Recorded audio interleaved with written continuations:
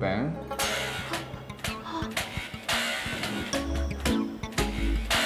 食一世都完。唔知子華神食緊嘅肉餅係咪嚟自元朗大寶冰室嘅肉餅飯呢？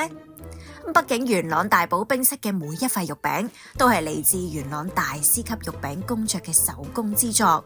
我哋圍內有真實力識食嘅手足，都稱之為味蕾炸彈，全亞洲最優秀嘅肉餅飯，大件夾抵食，而且仲要鄰近西鐵站、巴士總站，交通方便。講緊嘅呢段係網上流傳嘅潮文，但點解大寶冰室會喺 Threads 上面爆紅呢？當中嘅演算法又點樣令到大家都俾佢洗版？翻查翻最早有關大寶冰室嘅 po， 喺今年3月嘅時候就已經出現。當時有人出 po 問大西北有咩好食啊？跟住就引嚟呢位被網民稱為萬壽彌敦人嘅留言：大寶冰室。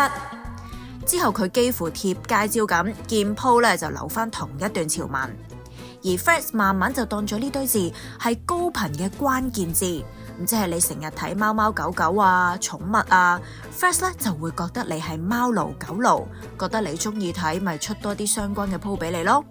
而大寶冰室肉餅飯喺短時間入邊不停咁出現，大家又 like 又 comment 又轉發，演算法咧就會判斷呢啲字係對好多人都有興趣，跟住就會再推俾更多人啦。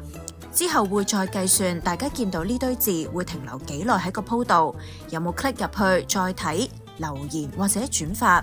咁當大家咧對含有某啲關鍵詞嘅 post 有上述所謂高成本互動嘅行為，系統咧就會將呢啲關鍵詞同埋相關嘅主題標記做你可能有興趣，咁喺你個 thread 上面咧就會加權排序啦。點估到一間小店會變成流量密碼，引嚟大量食客打卡，仲激發起大家嘅創意添。網民都喺網上面分享有關大寶冰室嘅 AI 圖、AI 片，仲有埋 rap 添。元朗大寶冰室係饅頭最優秀肉餅飯，每一塊肉餅都係大師工作手工之作。我哋圍內有真實力以謝識食嘅手足，個個都話冇得彈，會稱之為味蕾炸彈。大件夾抵食兼鄰近西鐵站巴士總站，交通仲好鬼方便，行多幾步就喺對面。通知開到年30萬都唔怕撞正聖誕。大寶肉餅飯嘅吸引力就係元朗特產。就連教主都話想試下。係咪香港被譽為係全亞洲最優秀嘅肉餅飯？餐廳咁受歡迎，自稱肉餅陳法拉嘅大寶冰室太子女都出 po 回應。好多謝大家呢幾日對大寶冰室嘅支持，我哋一眾員工受寵若驚，好感謝咁多位支持小店嘅食客。知道除咗平日經常幫襯嘅街坊之外，好多朋友都係山長水遠過嚟支持我哋。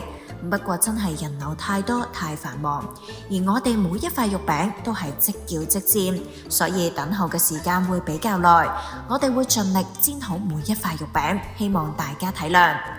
大家嘅訴求我哋都聽到，暫時會考慮招聘人手做埋晚市，分散晏晝嘅人流，令各位唔使排咁耐隊之外，要返工嘅大家都有機會食到。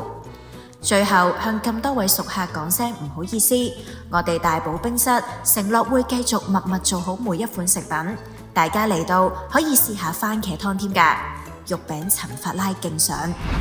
今次條片就嚟到呢度，大家又點睇呢件事呢？歡迎留言講下，鍾意條片記得俾 like 同 subscribe，繼續支持 Channel V 出更多嘅片啦。